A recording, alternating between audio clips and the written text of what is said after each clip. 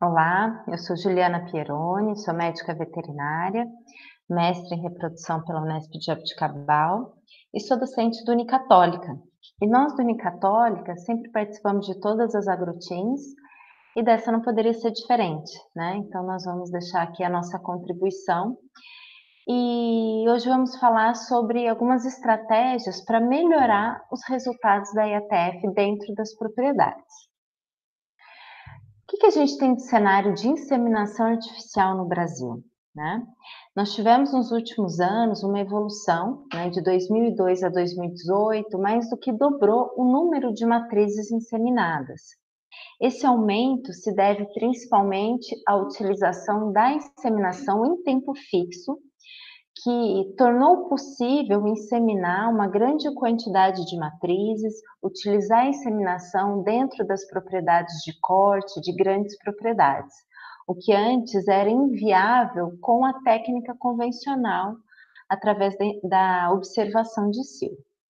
Então, hoje a gente sabe que, dentro dessas matrizes que são inseminadas, né, 95% das IATFs, elas acontecem nos animais de corte, ou seja, né, de todas as fêmeas de corte que são inseminadas, 95% utilizam a IATF.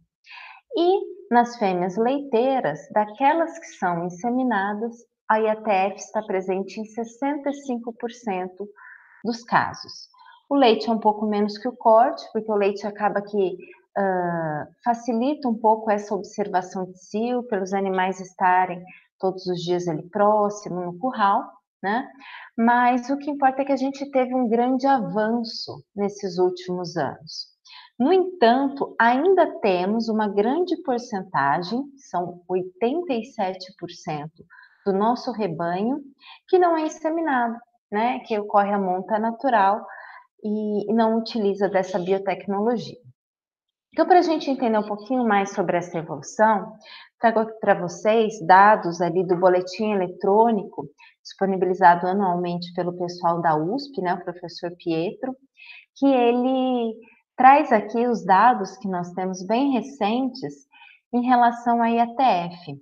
Hoje a gente sabe que o total de inseminação no Brasil, desse total, 87% é inseminação em tempo fixo. Então, a grande maioria dos que utilizam a inseminação utilizam através dos protocolos hormonais para inseminação em tempo fixo. E somente 13% ainda é aquela inseminação convencional. Então, isso nos mostra que a técnica ela veio para ficar mesmo, que as propriedades que utilizam e utilizam ali de forma muito séria, com técnicos ali auxiliando, uma vez que começam a utilizar a técnica, não deixam mais de utilizar, né? A gente começa só a aumentar essa utilização ali nos rebanhos das fazendas. O professor Pietro também nos traz um dado muito interessante, né? Para aqueles que ainda têm um pouco de dúvida se compensa, né? Qual que é o custo-benefício dessa IATF? Hoje nós sabemos que a IATF ela gera mais de 3 bilhões de reais a mais por ano na cadeia do leite e da carne, né? Então isso é muito significativo e esses ganhos, eles acontecem principalmente devido ao aumento dos bezerros nascidos, que a IATF proporciona, a redução do intervalo entre partos, que é uma das grandes vantagens da técnica, faz com que a gente consiga melhorar esse, que para mim é o índice mais importante a ser avaliado no aspecto reprodutivo dentro de uma propriedade, o intervalo entre partos, e também possibilita a antecipação desses partos, que a partir do momento que a gente consegue antecipar os partos, fazer com que essas fêmeas fiquem gestantes no início da estação de monta, nós temos muitos ganhos. Ganhos no peso do bezerro que vai ser desmamado, por nascer numa melhor época do ano, né? E o ganho ali de que essa fêmea ela vai continuar dentro da nossa estação de monta, ela não vai parir no final da estação, correndo o risco dela não conseguir ficar gestante na estação subsequente, então o ganho é grande em relação a isso, né? Além, é lógico, do ganho genético daquele animal que nasce fruto de uma inseminação. O ganho estimado, gente, é de em torno de 20 quilos por bezerro desmamado através da IATF. Esse bezerro desmamado, por ter sido antecipado o seu parto e pelo esse ganho genético, a gente tem esse 20 quilos a mais na desmama, né? Então a gente poderia fazer uma conta rápida de acordo com o preço da arroba e por isso a técnica já se pagaria. Para trazer isso em números mais palpáveis, né, sabe-se então, né, através de uma série de cálculos que a equipe do professor Pietro, junto com o pessoal das BIA, eles fazem anualmente, sabe-se que cada real investido na IATF, ele retorna para a cadeia produtiva R$ 4,5. Então, isso é um alerta para aqueles que ainda não utilizam a inseminação, né? Tem dúvidas em relação ao custo, aos benefícios. Tem gente que às vezes acha que é um gasto muito grande, que o retorno não vem. Hoje a gente já tem certeza que esse retorno ele acontece. Bom, mas qual que é a ideia daqui da nossa conversa hoje? A gente sabe que os resultados que a gente espera na IATF, todo mundo fala, é em torno de 50% de prenhez, né? Mas a ideia nossa aqui é a gente traçar algumas estratégias e conversar sobre algumas possibilidades que são muito importantes na propriedade para a gente ir além. Porque muitas vezes a gente escuta, né, vai falar, tal propriedade consegue 55% na IATF, tal lote chega a 60% ou até mais, né? Então, como a gente melhorar o resultado que já temos na propriedade? Então, nós vamos falar um pouquinho sobre isso. Bom, como um primeiro item, né, nós vamos falar sim dos aspectos reprodutivos, que com certeza são os aspectos que são os que a gente tem mais foco quando se fala de ATF.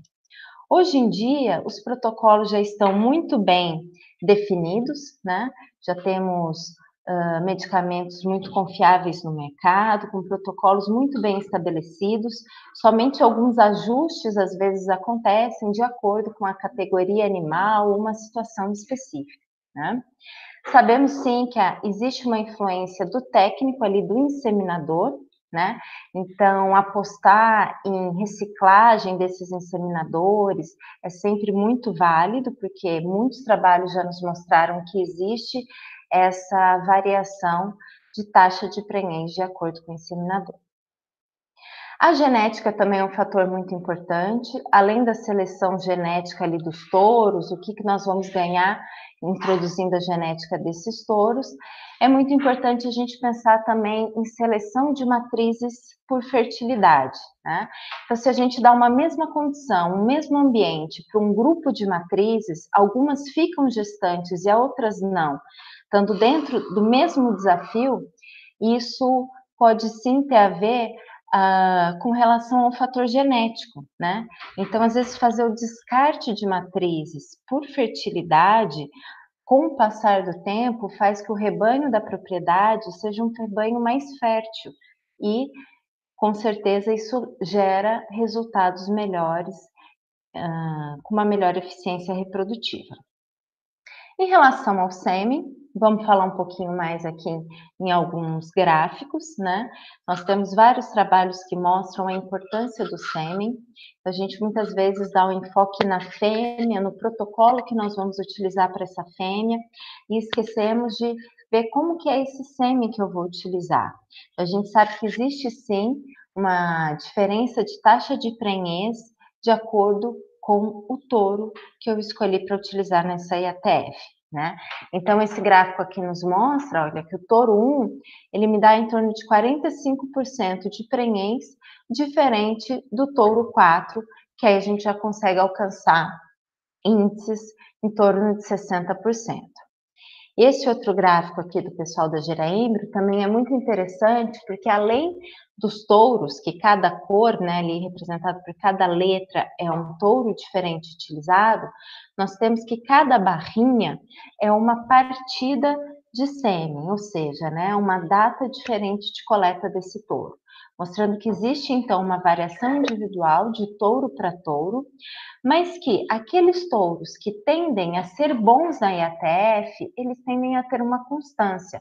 Por exemplo, né, o touro A, o touro B, e podemos falar ali também do I, do L, embora com um menor número, e do touro O, que em média a gente tem resultados acima de 50% na taxa de prenhez. Diferente se nós optarmos por utilizar o touro J, o touro C, que em nenhum momento, né, ou quase aqui esse touro C, chegou ali naquela média dos 50%. Então, a escolha do touro é extremamente importante. Então, isso as centrais de sêmen têm dados para nos informar, aqueles touros que são provados para IATF, então isso faz a diferença no final na taxa de prenhez. E além dos dados das centrais, é interessante cada propriedade ter o seu controle isotécnico e fazer ao final ali do diagnóstico daquela estação de monta, fazer as contas de acordo ali, né, a porcentagem de prenhez de acordo com os touros utilizados, que a gente consegue obter dados muito interessantes ali e verificar que às vezes um ou outro touro teve um desempenho muito melhor do que os demais. E isso pode ser interessante para compras futuras de sêmen. Aqui só falando um pouquinho que a gente falou em relação aos protocolos, a possíveis ajustes, né? Não vou entrar em detalhes aquele protocolo básico que a gente utiliza na maioria dos casos, mas hoje os ajustes, né, eles devem ser avaliados ali pelos veterinários caso a caso, e numa maneira geral a gente tem que alguns trabalhos mostram resultados positivos para prostaglandina no D0 para novilhas, né, embora tenha alguns ainda que são inconclusíveis, e conclusíveis que eu digo assim, não mostram diferença estatística, né? E também o que é interessante, que é observar através ali do bastão marcador, né? Observar a manifestação de estro dessas fêmeas. Então, ali no dia da retirada do implante, a gente pinta a inserção da cauda dessa fêmea e no dia da inseminação observa aquelas que manifestaram cio e as que não manifestaram. A gente sabe que aquelas que manifestaram cio, elas tendem a ter uma melhor taxa de prenhez, e para essas, se a ideia é utilizar um semi-sexado, vale a pena utilizar com essas fêmeas que manifestaram cio, um sêmen de maior valor agregado, porque a gente já espera um resultado melhor, né? E uma possibilidade é para aquelas fêmeas que não apresentaram cio, ser aplicado o GNRH no momento da inseminação, né? Isso também tem alguns trabalhos que mostram resultado positivo, em algumas propriedades não há diferença, então disso tem que ser avaliado caso a caso para verificar a viabilidade dessas alternativas ao protocolo base. Bom, esses são alguns dos aspectos reprodutivos que devem ser observados com cuidado.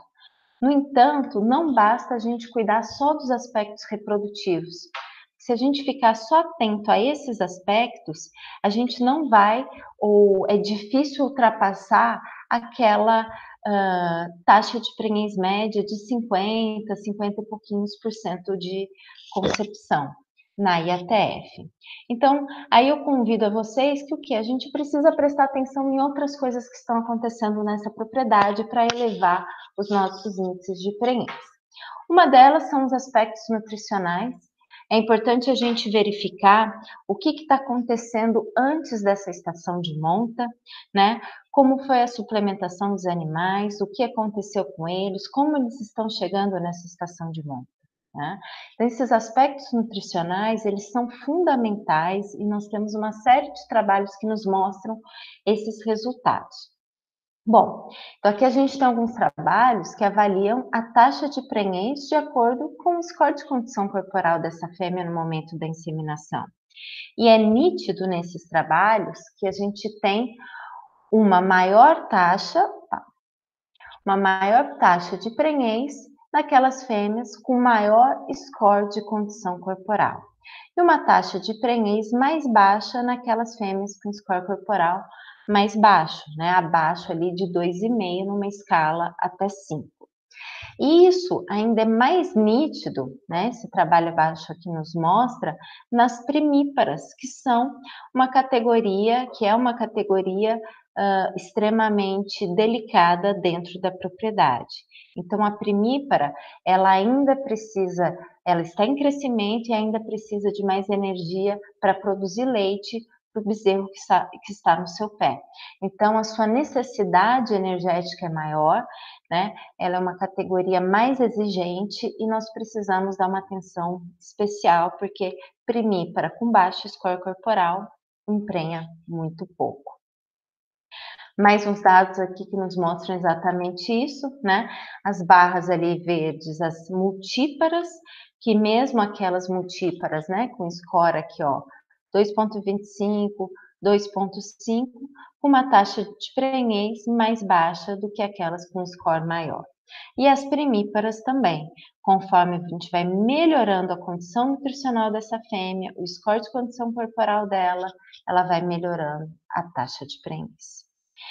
Então, além da nutrição, nós precisamos sim nos preocupar com os aspectos organizacionais dessa propriedade, né? Como é que é feita a divisão dessas pastagens? Como é que é separado ali por categoria animal? Quem vai estar nos melhores pastos da propriedade, né? Então, isso tem que ser sim uma preocupação para que a gente obtenha melhores resultados de prenhez. Então, a gente precisa separar essas fêmeas em lotes de acordo com a categoria, né? As novilhas, as multíparas, as primíparas. Precisamos separar ali de acordo com a época de nascimento, né? E aí, com uma atenção muito especial para as primíparas, que elas precisam sim estar nos melhores pastos da fazenda, né? Elas precisam ter a melhor exigência, e eu trago um outro trabalho para vocês que mostra exatamente isso, né? Essa linha aqui alaranjada nos mostra que quando vai aumentando o score de condição corporal, ó, que chegando para um 4 ou mais, a gente tem em primíparas 58% de prenhez. Já quando o score é mais baixo, ele fica aqui em torno dos 40%. Então, é muito importante esses aspectos organizacionais relacionados à nutrição dentro da propriedade. Outro aspecto fundamental e muitas vezes deixado um pouquinho de lado são os aspectos sanitários. Nós temos uma série de doenças reprodutivas que muitas vezes não têm a devida atenção dentro da propriedade, né? Nós temos leptospirose, brucelose, IBR, BVD, são doenças bastante comuns, né? Muitos trabalhos mostram ali uma alta incidência dessas doenças dentro das propriedades, e muitas vezes são doenças que estão ali de forma silenciosa, né? Que não estão nos mostrando com grande facilidade que elas estão presentes ali nos animais.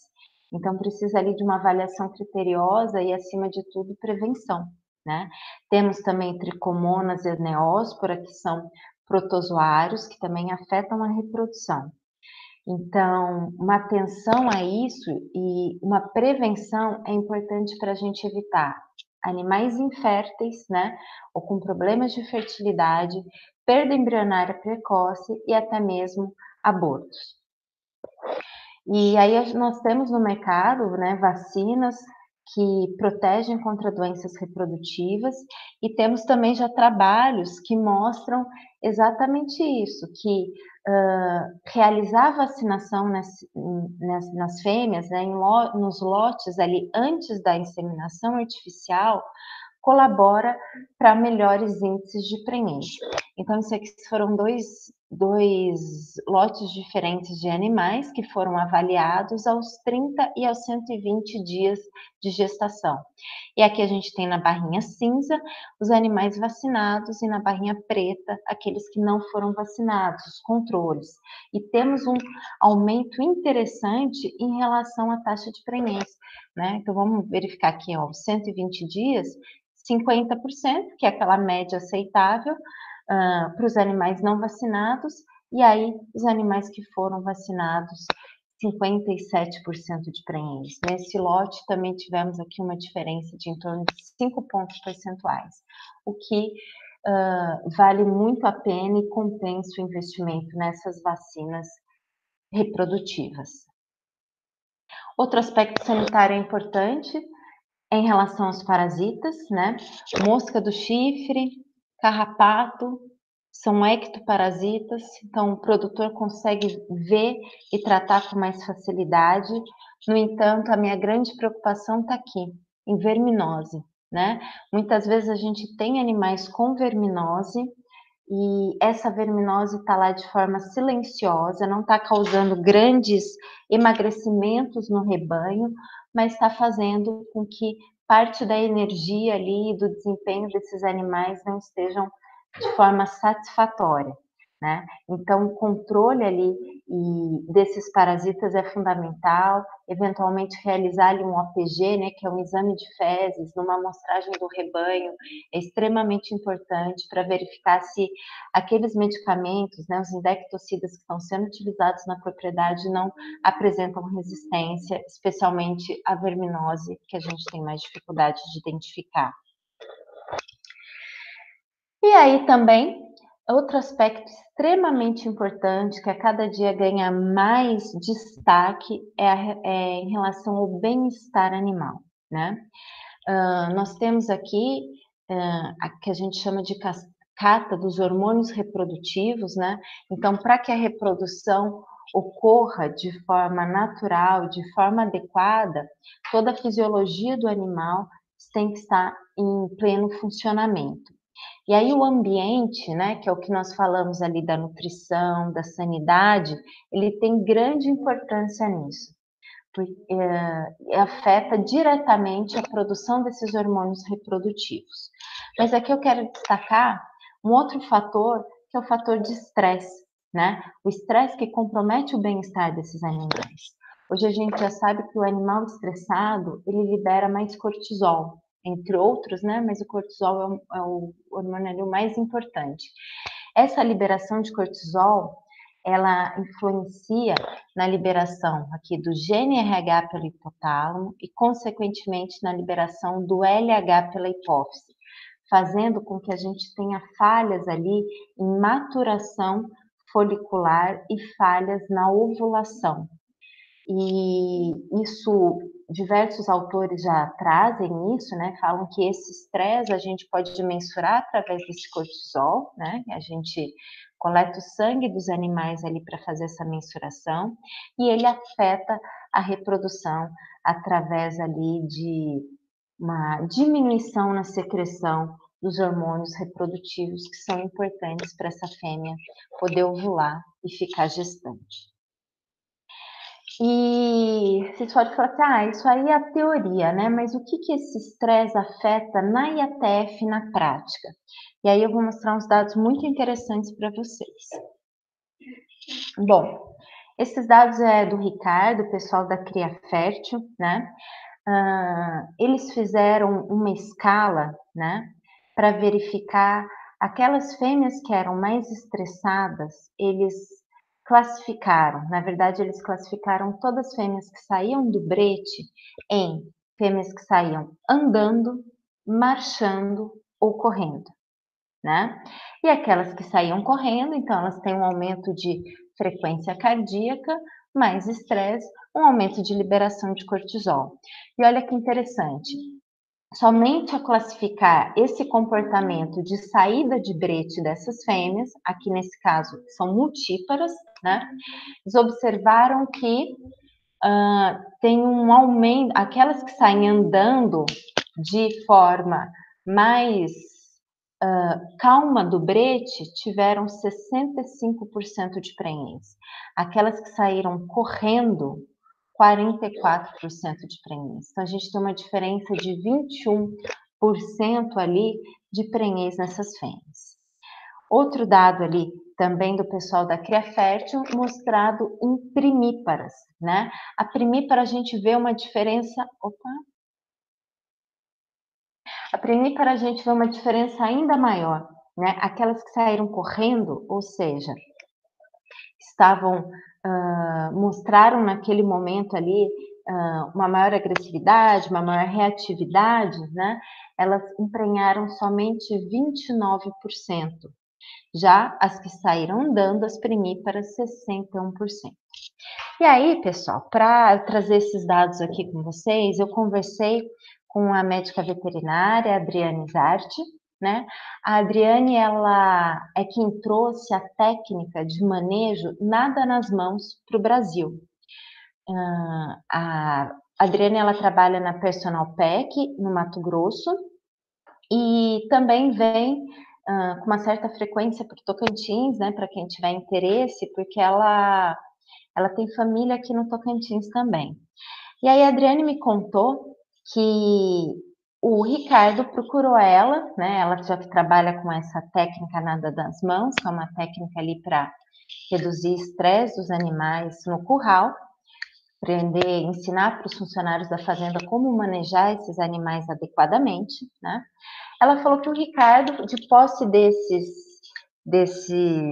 resultados, chamou ela e falou: Adriane, como é que a gente pode fazer tendo esses resultados? Porque realmente a gente observou que aquelas que saem correndo do tronco são aquelas mais reativas, que têm uma menor taxa de prenhez.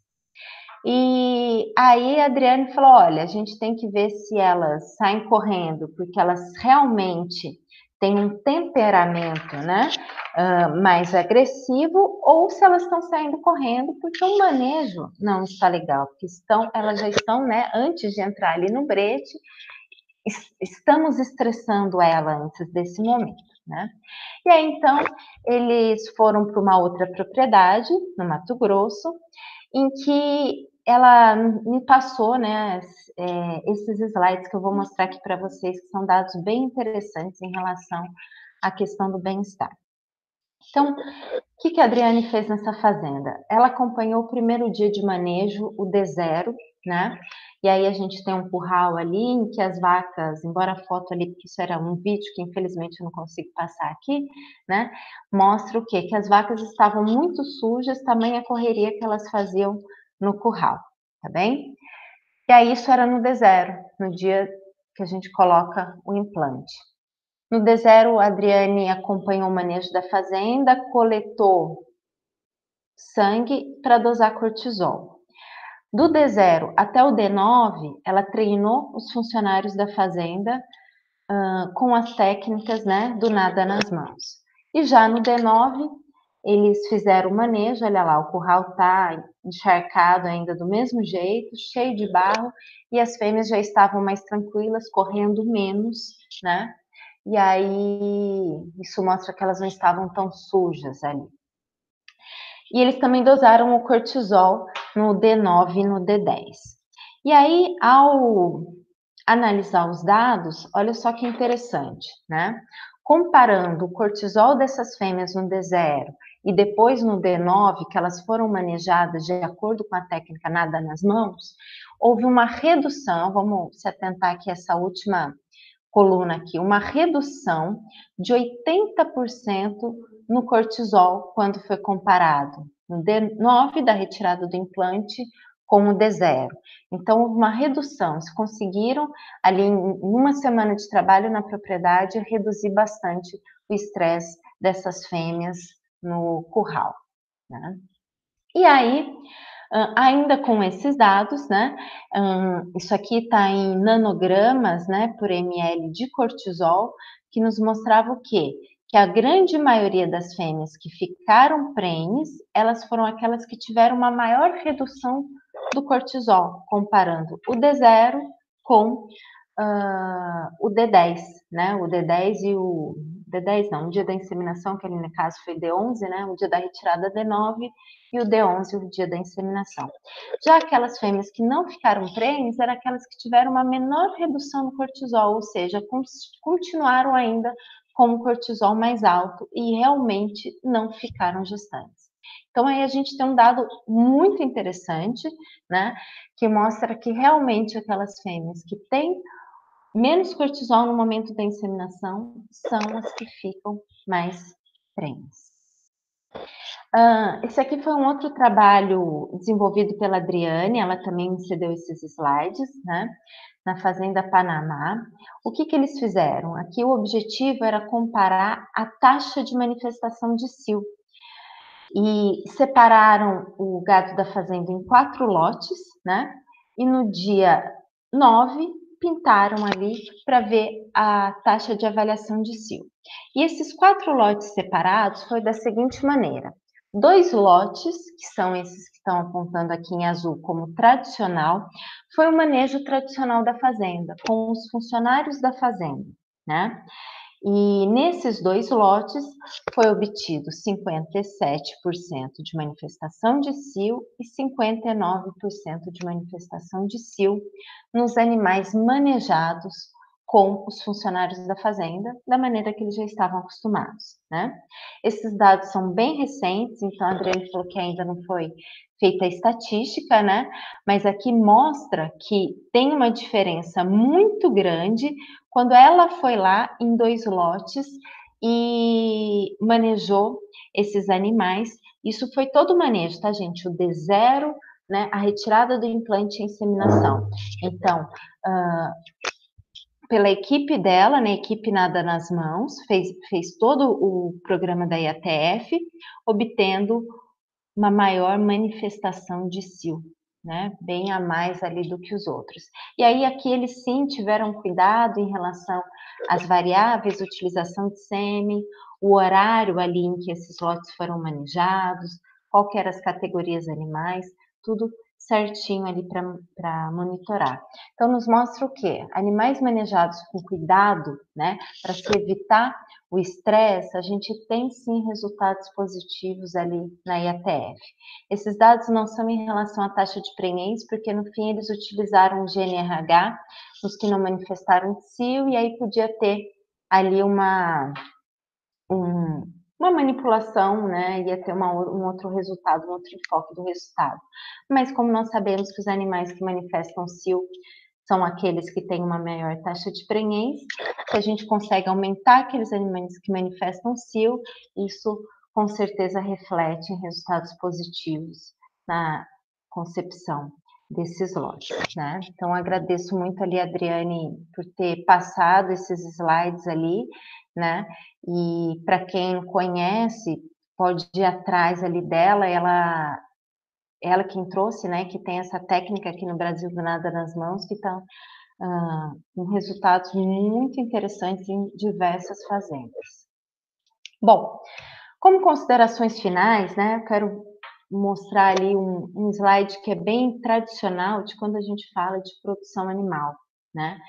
Todo mundo, todos os estudantes que aprendem sobre produção animal, a gente sabe que a gente tem os pilares da produção animal, que se um deles falhar, a gente não consegue um resultado. E a mesma coisa se aplica a IATF. Então, para a gente ter um bom resultado de IATF e aumentar a produtividade da nossa propriedade, a gente precisa sim se ater aos aspectos reprodutivos, à genética, todo o cuidado com o protocolo, com seleção das fêmeas que vão participar do protocolo. Mas isso não basta. Se a gente se ater só a esses aspectos reprodutivos, a gente corre o risco de ficar naqueles 50%, que já é, em média, o esperado, né? Então, além dos aspectos reprodutivos, para a gente, além desses 50%, já está muito claro que precisamos sim nos ater aos aspectos nutricionais, né? Manter essas fêmeas com ótimo score corporal, muito bem suplementadas e mineralizadas, né? Precisamos ter uma atenção muito especial à sanidade, né? As doenças reprodutivas, como falamos, as questões dos parasitas e cada vez mais uma importância ao bem-estar, né? A não permitir com que esses animais sejam manejados com estresse, com gritaria, com choque, com ferrão, porque eles vão ter uma liberação a mais de cortisol e isso impacta diretamente na reprodução, através ali dos hormônios reprodutivos. Então, para que a gente tenha essa produtividade boa e melhores índices na IATF, né, saindo dos 50% e indo além, nós precisamos sim trabalhar os 4 pilares da produção animal dentro das fazendas e não se ater somente à reprodução animal.